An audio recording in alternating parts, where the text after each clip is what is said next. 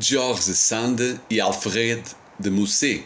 Uma paixão breve, mas marcante.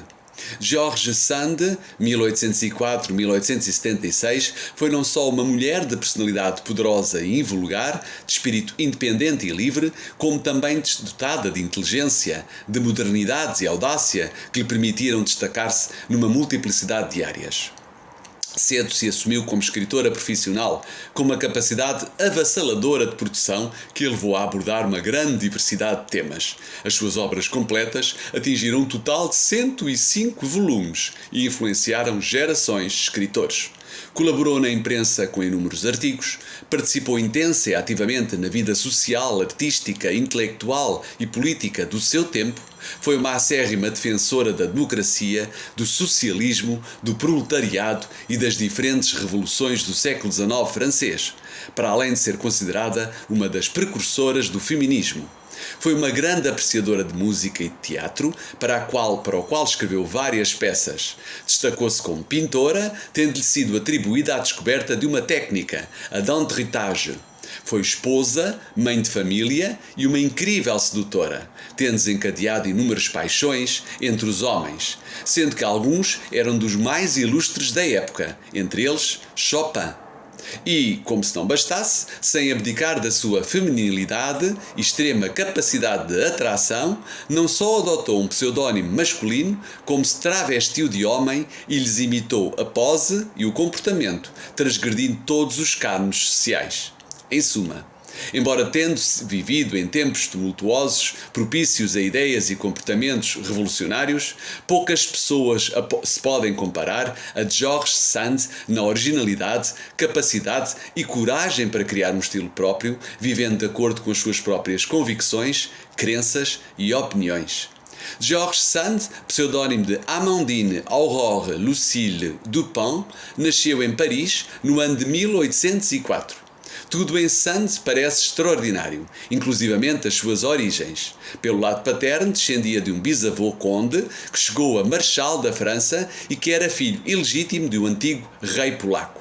O seu pai era ajudante de campo do príncipe Murat, um sobrinho de Napoleão Bonaparte. A sua mãe era de proveniência humilde e, segundo consta, trabalhava como prostituta nos batalhões de soldados. Com o falecimento do pai, Amandine foi confiada aos cuidados da avó paterna, que a criou numa bela mansão na propriedade familiar de Nohant, na região francesa de Berry, perto do Vale do Indre. Da mãe, nunca mais se lhe conheceu o rasto. Sabe-se que recebeu uma pensão pela entrega da menina, que partiu para Paris e que prometeu à filha que viria um dia para a levar com ela, coisa que nunca fez. Aurore cresceu em Nohant, lendo todos os livros da biblioteca, vestindo-se a rapaz para fazer longas cavalgadas pelos arredores e escrevendo novelas sentimentais. Formalizou os seus estudos no convento dos ingleses em Paris. Aos 18 anos, Amandine casou com o jovem aristocrata François Dudevant, tornando-se, em virtude da união, baronesa de Dudevant. Todavia, nem o casamento foi feliz, nem durou muito tempo. A Amandine, desgostosa, partiu então para Paris, sem os 2 filhos que resultaram dessa relação, que ficariam com o pai na propriedade de Nohant, bem como tudo o que lhe pertencia. Na capital francesa, apaixonou-se por um jovem literato, Jules Sandeau. Começou a colaborar nos jornais para sobreviver, viveu uma vida de boémia e envolveu-se na Revolução Liberal de 1830. Juntamente com o amante, escreveu o seu primeiro romance, Rosa e Branco. Assinaram com o pseudónimo de Jules Sand, retirado do nome do jovem Jules Sandeau. Em 1832 publicou 2 novos romances, esses já de sua exclusiva autoria, Indiana e Valentine. Estes livros, que tiveram grande êxito, granjearam-lhe um protagonismo inesperado, sendo assinados pelo nome que doravante e definitivamente passará a usar, Georges Sand. Foi também por essa altura que adotou, para grande escândalo da sociedade francesa da época, o tipo de vestuário masculino. Com esta decisão, Sand quebrou as fronteiras entre os géneros, fazendo a ponte com o seu comportamento andrógino entre o feminino e o masculino.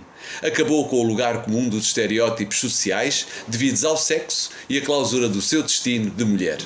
Na sua autobiografia A História da Minha Vida, explica: Passo a ler. Desejava ardentemente perder o meu provincianismo e informar-me diretamente sobre as ideias e as artes do meu tempo, mas estava ao par das dificuldades de uma pobre mulher em gozar esses luxos. Assim mandei fazer um casaco comprido, masculino, em pesada fazenda cinzenta, bem como calças e casaco a condizer.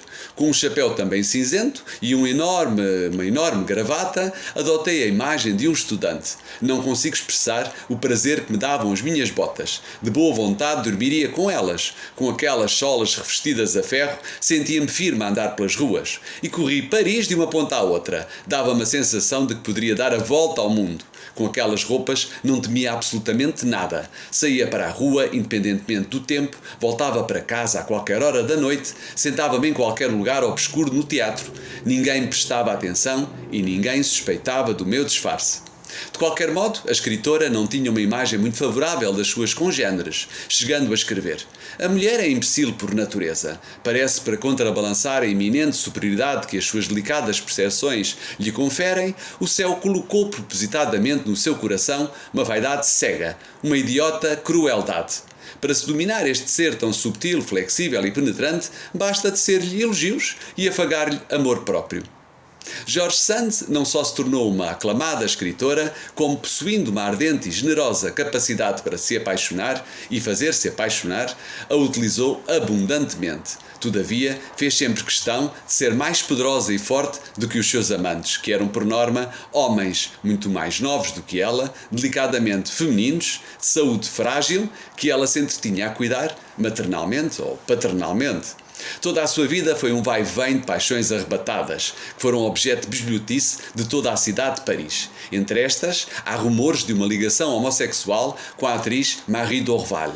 Entre os seus inúmeros amantes, conta-se o escritor romântico francês Alfred de Musset, 1810-1857, com quem viveu uma dolorosa e célebre paixão. O romance iniciou-se no ano de 1832, tinha Sand 28 anos e ele 22. Conheceram-se, apaixonaram-se e partiram numa viagem romântica à Itália. O que aconteceu em seguida não é inteiramente claro, mas sabe-se que Musset adoeceu gravemente, que a iniciativa foi um desastre e que a relação terminou pouco depois e de forma pouco agradável. É quase certo que a escritora se envolveu em Veneza com o italiano Pagello. O médico tratara de Musset, tendo este facto apressado a ruptura entre os dois amantes. Em relação a Alfred de Musset, esta viagem inspirou-lhe o drama romântico Lorenzaccio e uma autobiografia dedicada a Sand, Confession d'un enfant du siècle, na qual ele descreve os sofrimentos que ela lhe teria infligido com a sua infidelidade, ao que a escritora ripostou com Elle et lui, recontando a história do seu ponto de vista. De qualquer forma, o encontro entre os dois escritores, sejam quais forem os amores que um e outro venham a conhecer depois, marcou-os para sempre. Alfred de Musset morreria solteiro aos 46 anos e George Sand, depois de uma vida em cheio, viria a falecer 19 anos mais tarde, aos 71 anos, na sua casa de Nohant. Gratidão, fique bem, até à próxima.